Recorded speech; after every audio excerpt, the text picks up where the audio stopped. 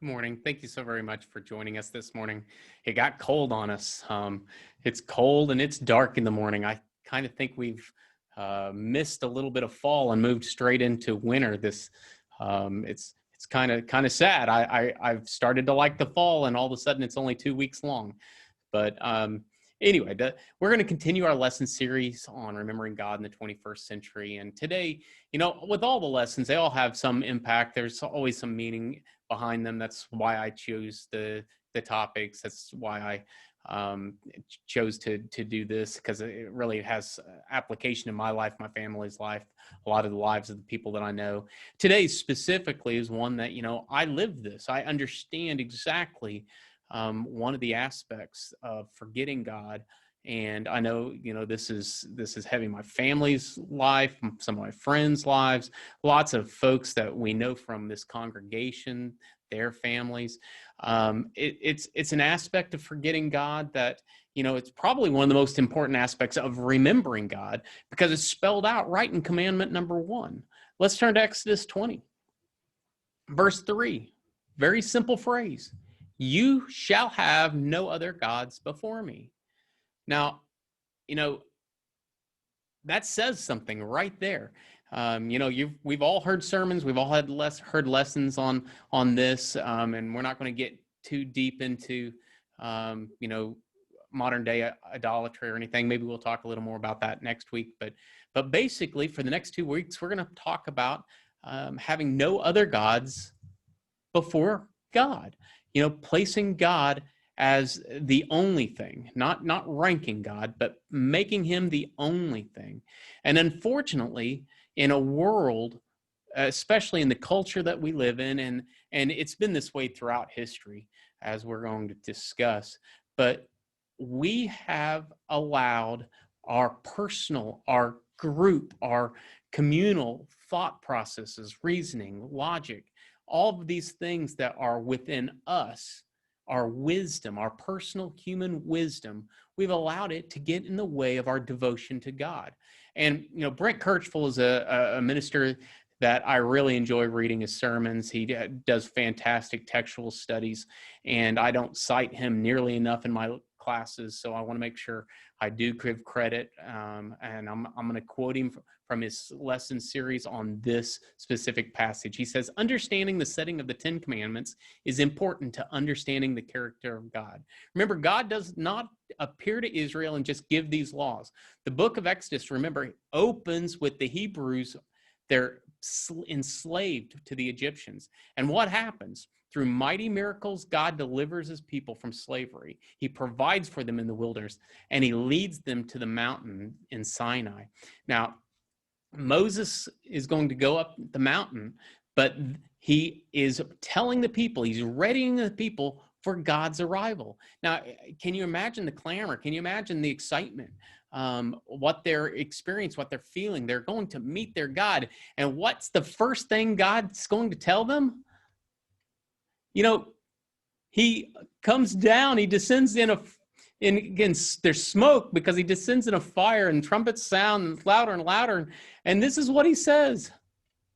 You shall have no other gods before me. You shall not make for yourself a carved image or any likeness of anything that is in heaven above, or that is in the earth beneath, or that is in the water under the earth. You shall not bow down to them or serve them, for I, the Lord your God, am a jealous God, visiting the iniquity of the fathers on the children to the third and fourth generation of those who hate me, but showing steadfast love to thousands of those who love me and keep my commandments. Kirchfull continues, remember, the 10 Commandments aren't just rules. They are revealing the very nature and character of God. And we see a characteristic right away, and that is that God quite clearly is a jealous God. Now, when we approach our daily lives, when we approach our worship to him, when we come together, remembering that God is the only thing that ranks, that God is a jealous God, should become very important to us. And, that's the focus. No other gods, no other devotion, no divided devotion. And I'm not going to spend a lot of time discussing modern day idols or anything like that. Maybe we can discuss that a little more next week, but we can agree that in our Christian walk, not many of us are going to consider idol worship, not from the sense of idol worship, but we all have provoked God's jealousy when we divide our attention and our loyalty to God. And specifically, when we allow our human wisdom to replace God's place in the hierarchy of authority. Understanding from where all knowledge and wisdom is where it comes from, where it's derived, is critical in remembering God. I went to a Christian college. I went to a university, a secular university, state school. And, at the Christian school, I was surrounded by people of faith. I was also surrounded by people of not such great faith. At the state school, I was surrounded by a lot of folks with not such great faith, and in fact of atheists and things that, folks that they actually tried to harm my faith at times. And we all know people that have gone off to schools like that, either one, Christian or state schools, and they came back with no faith. Well, they came back atheists. We know people that didn't go to college, but just left the youth group, graduated, and, even those that were kind of, really active in the youth group, they stopped walking with God sometime after leaving high school. Now, how does this kind of thing happen? Did the university change them? Those guys that were trying to make me question my faith intentionally, is that what happened? Those kind of people? Is it the professors? Is it the liberal arts study? Did the School of Hard Knocks jade them? I mean, what causes these issues? Were they not prepared? Did their parents do a bad job? Did the church do a bad job? Did the youth ministry, was it not strong enough? And in all of this, there's tons and tons of questions, and unfortunately, tons and tons of guilt that parents and church leaders alike feel for these situations. We all know these situations. So many of our youth, so many of our young adults that have left their walk with God because they let something step into the place of God. And unfortunately, as we're going to see, that there's a historical pattern of allowing our human wisdom, our desire for personal reasoning, an ability to understand, and replace the thing that's most important to us, and that's God and his authority. Peter Williams wrote a book called A Faithful Guide to Philosophy. It's a fantastic book from a standpoint of understanding how to address a philosophy class. It's a hard read, don't get me wrong. Sometimes you have to read it, reread it, and go back and reread it again. But he quotes an American sociologist named Brad Wright, where he interviewed 50 people who had just recently left the church. And one of his most surprising findings is that 42 out of 50, they did so because their doubts were not handled well. And then in a survey of over 14,000, 73% referenced a lack of answers to questions as part of the reason for their diminishing church attendance. People want churches to emphasize the many reasons why believing in God and Christianity makes sense, and to challenge their doubtful minds. They want the reasons. They're looking for answers. And in these two surveys, the sociologists discovered that it was kind of a lack of preparation. It was at least in their mind, was an inability to accept the challenge and move forward. They basically folded to the challenge, and it was basically two basic parts: doubt, and then not having the answers to their questions. Their questions were left unanswered through study, through through their teaching. And because of it, they were left with unanswered doubt that ultimately ruined their faith. Now, Timothy Keller writes that a faith without some doubts is like a human body without antibodies in it. Doubts are, it's not a bad thing to have doubts. In fact, I always described it this way to my soccer players that I coached. I would tell them that, fear is not a bad thing. Too much fear is a bad thing. If you're so afraid you won't shoot, we'll never score. But if you're afraid to a point to where you sharpen your senses, if you understand that, you need to be focused, if you allow that to help you, then you're driven the proper way through fear versus being driven away by fear. If you're afraid to shoot, you're never going to score. If you're afraid to fail, you're never going to succeed because you're not going to take the chances. Doubt is one of those things that it can be helpful. Too much doubt, bad. Not being able to face doubt, bad, obviously. But basically, Timothy Keller is saying people that go through life too busy or indifferent to ask hard questions about why they believe as they do will find themselves defenseless against either the experience of tragedy or the probing questions of a smart skeptic. A person's faith can collapse overnight if they failed over the years to listen patiently to their doubts and only discarded their faith after, no ability to reflect on God's word. Basically, their doubt could not be answered. And, the reason for that, there's going to be numerous reasons, but seeking answers, needing answers, facing doubt, being able to, not be displaced from your faithful walk because of things that Satan's going to throw at us, that the world's going to throw at us, questions that get asked. This is an age-old issue. Facing doubt, answering questions. This is the basis of philosophy, and we read a little bit about Greek philosophy, and the Ancient History Encyclopedia, it observes this about philosophical systems. It's usually a response to a religion. When religion fails to fully answer people's questions or address their needs, the people turn to philosophy.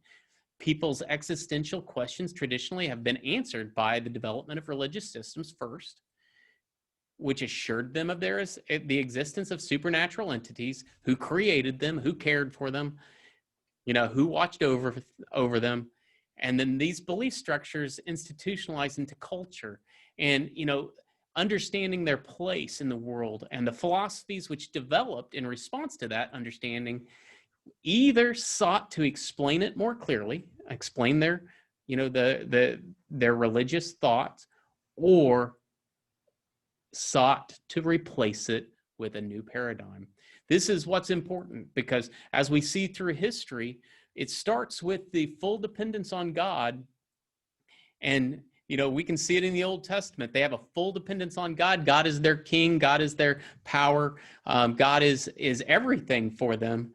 And then what happens? They start looking around, and they're seeing the things that other people have, and they start rationalizing, I want that too. And they stop allowing God to be the authority in their lives. The Greeks were especially enamored with philosophy. The Greek philosophy, it began around the 6th century. Thales was asking a basic question, and he was asking, what is the basic stuff of the universe? Now, you think, well, of course, that's what they all start with, right? Well, keep in mind that this was during a time when ancient Greek religion, it was a big deal. It said humans were created, as well as plants, animals, by the gods on Mount Olympus. And, they regulated the seasons, and they were the first cause. They were that thing that Thales was searching for. But that wasn't satisfactory to Thales. He had something else he was looking for, this first cause, this intellectual, not spiritual motivation, this ability to find something more than what was being provided by that Greek mythology, as we know it. He didn't accept the definition of first cause, and he looked to the natural world, and he would work backwards to observe the cause of origin, chicken or the egg. He started with nature, the natural world, and he would work backwards to try to find the origin of things. And this is the basic working of philosophy, taking something that appears to need answers, or the answers of the time are not satisfying, and looking to develop new answers, find new answers, reason new answers, rationalize, discover. Several centuries of Greek philosophers culminated with the teachings of Socrates, Plato, and Aristotle, and this cemented the cultural pursuit of wisdom that is exemplified by Paul when he wrote in 1 Corinthians 1, "For Jews demand signs and Greeks seek wisdom." Now, the word philosophy comes from the Greek word philo. Yes, I tell this story a lot. I don't pronounce things correctly. My university Spanish class professor, at the conclusion of my oral exam, when she stopped laughing, said, "Jerry, I'm going to give you an A. You know all the words, but never speak it again." And unfortunately, it's not just Spanish, it's Greek as well. And so if I just mispronounced philo wrong, I apologize. But philo's love and Sophia's wisdom. So it's literally defined as the love of wisdom. So is there anything wrong with the love of wisdom? Is philosophy in and by itself bad? Well, of course not. And we know this because, look to King Solomon. Wisdom in and by itself is not bad. It's going to be, as we continue down the lesson, it's going to be, what's the source of the wisdom that's going to be the issue. But of course, we know the love of wisdom, the desire of wisdom is good. And we see this in 1 Kings 3, verse 3, starting, Solomon loved the Lord, walking in the statutes of David, his father. Only he sacrificed and made offerings at the high places. And the king went to Gibeon to sacrifice there, for that was the great high place Solomon used to offer 1,000 burnt offerings on that altar. At Gibeon, the Lord appeared to Solomon in a dream by night, and God said, "Ask what I shall give you." And Solomon said, "You have shown great and steadfast love to your servant David, my father, because he walked before you in faithfulness, in righteousness, and in uprightness of heart toward you. And you have kept for him this great and steadfast love, and have given him a son to sit on his throne this day. And now, O Lord, my God, you have made your servant king in place of David, my father. Although I am but a little child, I do not know how to go out or come in. And your servant is in the midst of your people, whom you have chosen, a great people, too many to be numbered or counted for multitude. Give your servant, therefore, an understanding mind to govern your people, that I may discern between good and evil, for who is able to govern this, your great people?" It pleased the Lord that Solomon had asked this. And God said to him, "Because you have asked this, and have not asked for yourself long life or riches, or the life of your enemies, but have asked for yourself understanding to discern what is right, behold, I now do according to your word. Behold, I give you a wise and discerning mind, so that none like you has been before, and none like you shall ever arise after you. I give you also what you have not asked, both riches, honor, so no other king shall compare you all your days, and you will walk in my ways, keeping my statutes and my commandments as your father David walked. Then I will lengthen your days." So 3 things stand out to me. first, God offered Solomon a chance to ask for anything. Now, I'm not saying he was going to give him anything, but he gave him the chance to ask for anything. And what did Solomon ask for? He asked for wisdom. And possibly the most important part of this is this pleased God. So, wisdom is not the evil. It is the source. It is the reliance. It is what we do with the wisdom that replaces God. Solomon, we know so much about wisdom because Solomon's going to contribute most of the book of Proverbs. And according to 1 Kings 4, verses 29 through 34, and God gave Solomon wisdom and understanding beyond measure and breadth of mind like the sand on the seashore, so that Solomon's wisdom surpassed the wisdom of all the people of the East and all the wisdom of Egypt, for he was wiser than all other men, wiser than Ethan the Ezrahite and Heman, Calcol, and Darda, the sons of Mahol. And his fame was in all the surrounding nations. He spoke 3,000 proverbs, and his songs were 1,005. He spoke of trees from the cedar that is in Lebanon to the hyssop that grows out of the wall. He spoke also of beasts and birds and reptiles and of fish. And the people of all nations came to hear the wisdom of Solomon, and from all the kings of the earth who had heard of his wisdom. So it's not hard to understand that wisdom is not a bad thing. It's not hard to find proverbs, some of these proverbs that Solomon gave us, speaking directly on the point. Look at Proverbs 16:16. How much better to get wisdom than gold? To get understanding is to be chosen rather than silver. Proverbs 18:15. An intelligent heart acquires knowledge, and the ear of the wise seeks knowledge. Proverbs 24:3-7. By wisdom a house is built, and by understanding it is established. By a knowledge the rooms are filled with all precious and pleasant riches. A wise man is full of strength, and a man of knowledge enhances his might. For by wise guidance you can wage your war, and in abundance of counselors there is victory. Wisdom is too high for a fool. In the gate he does not open his mouth. So if the desire for wisdom is not at odds with God, then how can chasing wisdom replace God?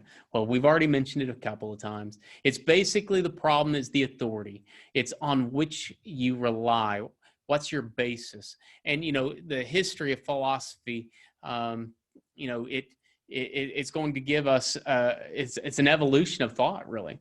And the authority of what we rely, how we make our decisions, what we base our rationale, that's what's going to be important here. Now, authority is one of those fun examples, because I'm confident we all have a story in our life. I'm sure you can think of a situation where you knew somebody that had a misguided idea of authority.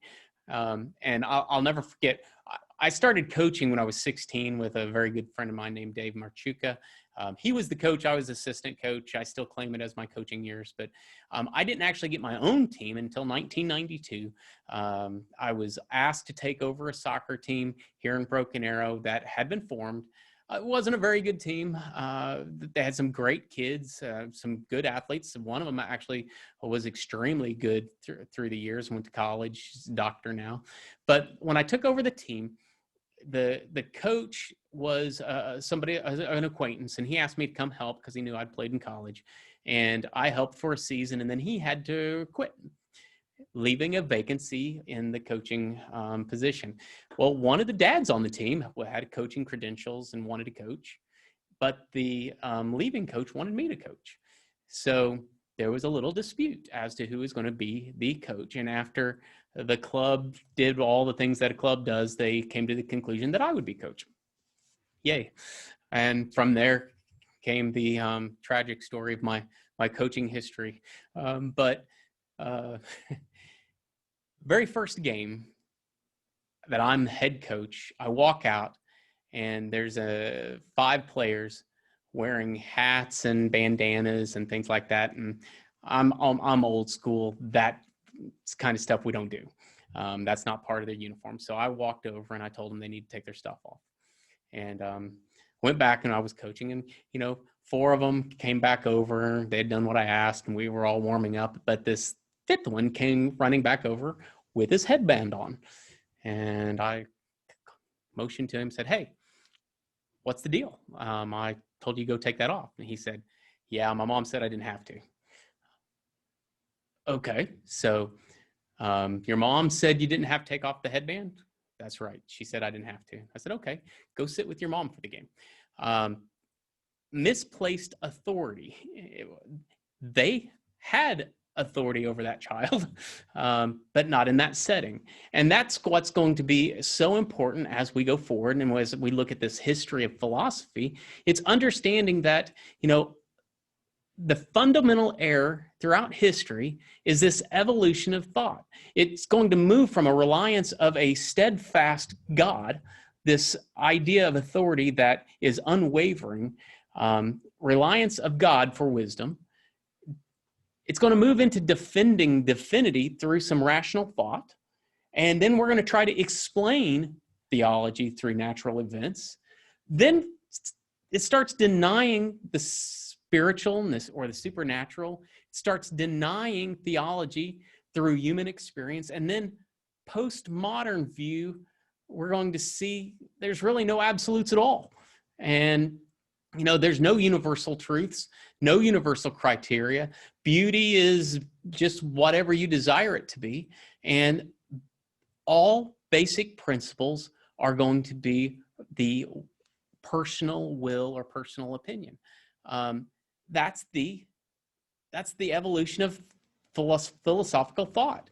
I was going to display this long list starting, in Eastern theology into the Greek theology and the different movements. And basically it all boils down to a big page like this that works from God to complete and utter self-approval. Wisdom has stopped being from God and has completely become the internalized thoughts of the individual. Moves further and further from God with every movement. And if you found that hard to follow, I'm confident that many did. Just think of it this way. Humans have misplaced their trust in God and replaced it with the authority of their choice. Wisdom has digressed from this belief that God is source of all wisdom to the belief that is based on human experience, and then to the polar opposite thought that there is no authoritative wisdom at all. There's nothing universal. It's completely equal personal opinions. It's let exist. It's this idea that we are all equal. And where does this come from? I mean, this is true in our education, our secular settings. This is becoming true in even some of our biblical understandings and teachings. Think about that. Throughout Christendom, there's been developed this willingness to accept these various ratings of God's worth. So much so that men have started denying that the Bible is even the rock from which the church was built. And instead, they want to allow the Holy Scriptures to change with human reason and move with human experience and human opinions. It wants the Bible to be reactionary to the cultural time and events of their of that period. Peter Williams, again, in that Faithful Guide to Philosophy, says this. He says, according to the Bible, people are created in this image of God, and so all are deserving of respect. And that's an interesting statement. This is this concept that according to the Bible, we're all created in God's image, so we're all deserving of respect. That makes sense.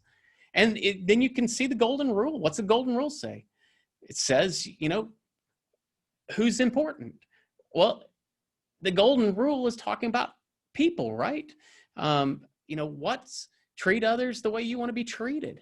The problem is the golden rule is talking about people, not ideas. Some ideas are better than others, and they should be treated differently. And as such, applying the golden rule to ideas is the central mistake of postmodernism. We all can't be right all the time.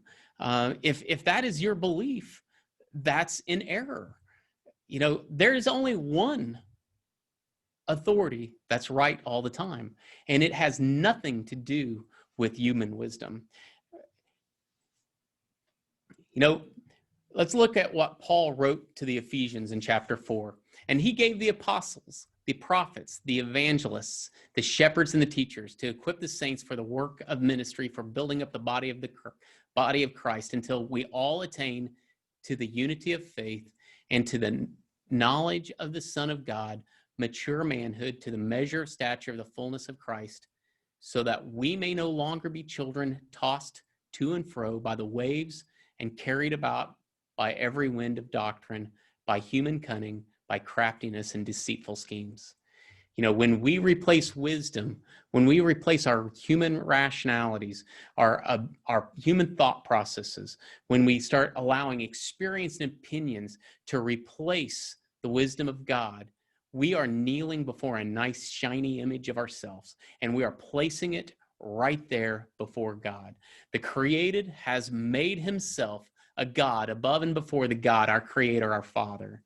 And should we be shocked that this is how human thought has developed and replaced the very wisdom of God? God intended for the stark contrast in man's wisdom and divine authority. He intended there to be this giant chasm. Man's wisdom, divine authority. Wanting wisdom is one thing. Understanding from which it came is the most important thing. So time after time, we see God's desires and plans not only not fit with our human or cultural reasoning, but in fact, a lot of times it contradicts what we would think, what culture would say is even rational. You can think of several instances, I'm sure. God makes requests that make no sense to the people he's making them to. There's actions, there's a plan. Think about the plan of salvation. It defies human logic. Philippians 2, have this mind among yourselves, which is yours in Christ Jesus, who, though he was in the form of God, did not count equality with God a thing to be grasped, but emptied himself by taking the form of a servant. Being born in the likeness of men and being found in a human form, he humbled himself by becoming obedient to the point of death, even death on a cross. Can human thought or reason explain that? Absolutely not. That is why some of Paul's opening remarks in the first letter of the Corinthians were so impactful. Think about the opening remarks in chapter 1, verse 18. For the word of the cross is folly to those who are perishing, but to us who are being saved, it is the power of God. For it is written, I will destroy the wisdom of the wise, and the discernment of the discerning I will thwart.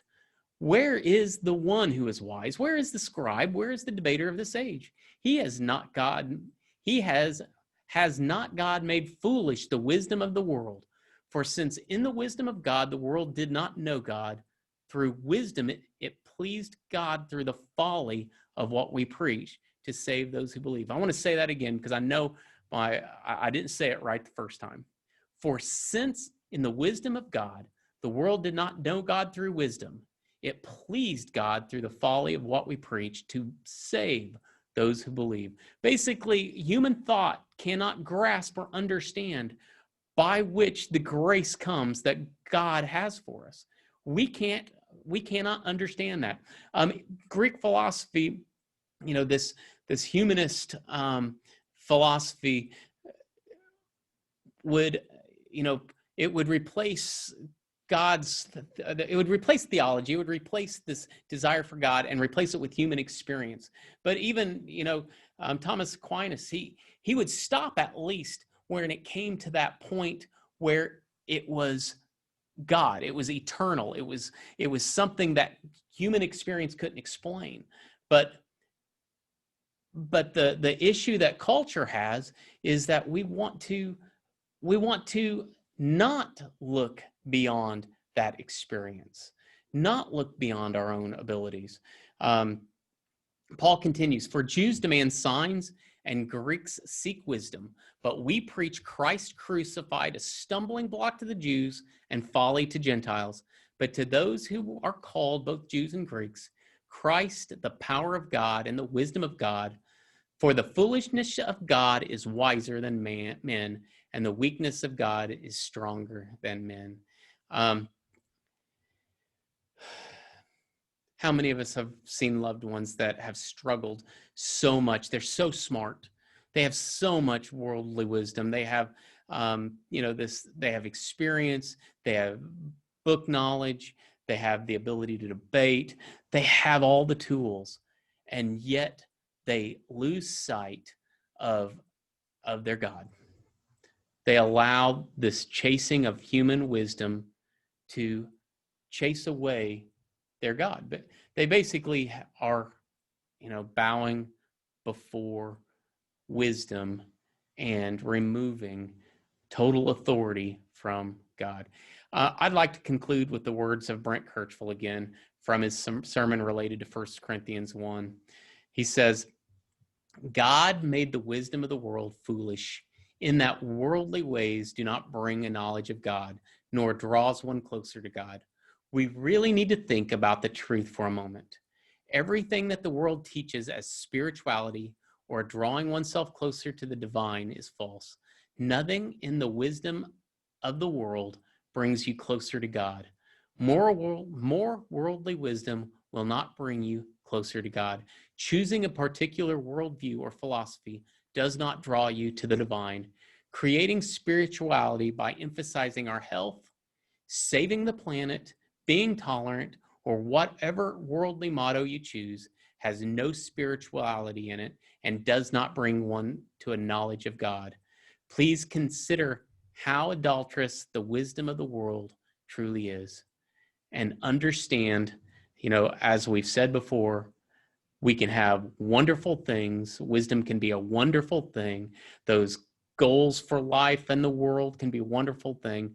But when we allow it to remove us from, remove God from his rightful spot in our life, then we've allowed wisdom to become before God. I really appreciate you guys' willingness to listen to these lessons, to undertake further study on these lessons. And definitely, if you have stories or if you have things that you'd like to share, if you have words of, experience on how to approach some of these loved ones that we've lost due to this love of wisdom, share them. Have a good conversation, and then always bring it back to God. Thank you so very much this morning. Stay warm.